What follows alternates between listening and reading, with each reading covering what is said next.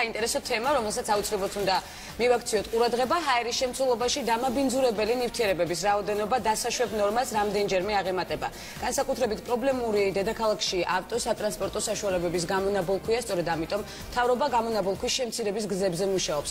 უფრო კონკრეტულად, რას განიხილავენ სამინისტროს წარმომადგენლები და როგორ ხედავენ საკითხის მოგვარებას პროცესში ჩართული მხარეები, დეტალებით თათია ჩაფიჩაძე გვერდდება. დილამშვიდობის თათია. მოგესალმებით თათია. დილამშვიდობის. დიახ, გვენცა ჩვენ ზუსტად რამდენიმე დღის წინ საუბრობდით იმის შესახებ, რომ ჰაერის შემცველობაში დამაბინძურებელი ნივთიერებების რაოდენობა მთელი საქართველოს მასშტაბით დასაშვებ ნორმას რამდენჯერმე აღემატება. დამბინძურების მთავარი წყარო ქვეყანაში განსაკუთრებით კი დედაქალაქში მომრავლებული ავტოტრანსპორტი და მისი გამონაბოლქვია. დამბინძურების მაჩვენებელში მათი წილი მთელი ქვეყნის მასშტაბით 71-ს, თბილისში კი 95%-ში ადგეს. ჰაერში მავნე ნივთიერებების კონცენტრაციის შესამცირებლად გარემოს დაცვის სამინისტრო მუშაობა რამდენიმე მიმართულებით დაიწყო. ერთ-ერთი ასეთი კი გამონაბოლქვის ხარისხის გაუმჯობესებაა, რომელიც ავტოპარკის განახლებასთან ერთად მათი თქმით საწვავში დანამატების არსებობის შემთხვევაშია შესაძლებელი.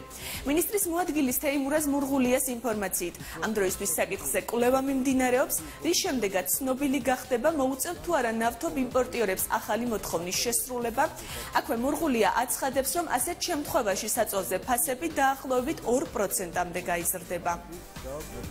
თუ მეცნიერულად დადასტურდება, რომ რაიმე ტიპის დანამატი იძლევა მნიშვნელოვან შედეგს ამ კუთხით, რა თქმა უნდა, პირველ რიგში ჩვენ მიმართავთ ნავთობიმპორტიორებს ასეთ ტიპის დანამატების გამოყენებასთან დაკავშირებით. ამან შეიძლება გარკვეულწილად გამოიზრდოს ფასის და, მაგრამ ეს არ იქნება მნიშვნელოვანი და ჩვენ არ ვარაუდობთ 1-2%-ზე მეტ გაძვირებას. არ მინდა იყოს განცდა, რომ ჩვენ რაიმეს ხელაღებით ვეთანხმებით. ყველა მიმართულება, რომელზეც მიდის მუშაობა, საჭიროებს ძალიან საფუძვლიან აკადემიურ ლაბორატორიულ კვლევებს და ჩვენ ამისთვის ადავართ. ავტოტრანსპორტიდან გამონაბოლქვის შემცირების მიდგომებზე კონფერენცია გარემოს დაცვითი ინფორმაციისა და განათლების ცენტრში რამდენიმე დღის წინ გაიმართა, რომელსაც ექსპერტებთან ერთად ნავთობპროდუქტების იმპორტიორთა კავშირის წარმომადგენლებიც ესწრებოდნენ. ვახტანგ გიობაშვილი აცხადებს, რომ იმპორტიორთა კავშირი უახლოესი 3 კვირის ვადაში საზოგადოებას ბაზარზე წარმოდგენილი კომპანიების მიერ შემოტანილი საწვავის მონიტორინგის შედეგებს წარმოუდგენს, რაც პროცესში ჩართულ მხარეებს სრულყოფილი სურათის შექმნაში დაეხმარება. ეხება უშუალოდ გამონაბოლქვის შემცირების მიზნით საწვავში ახალი ნივთიერებების დამატებას, იობაშვილი თulis, რომ ამის საჭიროება არ არსებობს.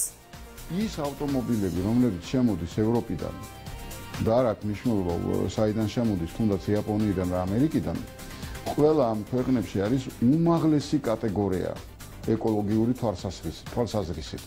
განსაკუთრებით საწვავზე და არა მარტო საწვავზე, მშენებლობა იქნება ეს თუ რაც იქნება ყველაფერს.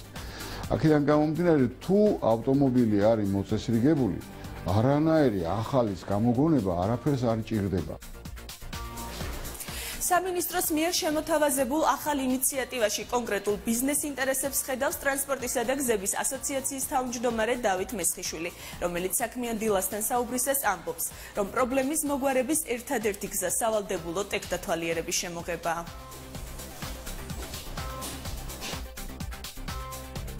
დღეს დედაქალაქის ასე ვთქვათ ჰაერი ბინძურდება ძირითადად ავტომობილებით, მაგრამ ამ დაბინძურების მთავარი მიზეზი არ არის საწვავი, ამ მთავარი მიზეზი გახლავთ აქ ავტომობილის ტექნიკური გამომართვება, იმიტომ რომ თქვენ რო ჩაასხათ კარგი საწვავი ტექნიკურად გამომართავ ავტომობილში, ამით არაფერი არ შეიცვლება.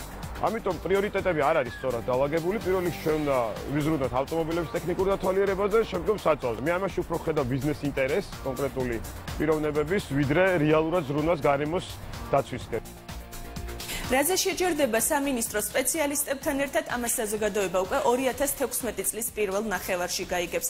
მინისტრის მოადგილის ინფორმაციით, ინოვაციური კვლევების შედეგების შეჯერებას სწორედ რამდენიმე თვიანი პერიოდი სჭირდება. მადლობა თათია, თათია ჩაფიჩაძე საუბრობდა პირდაპირ ეთერში. მადლობა თათიას.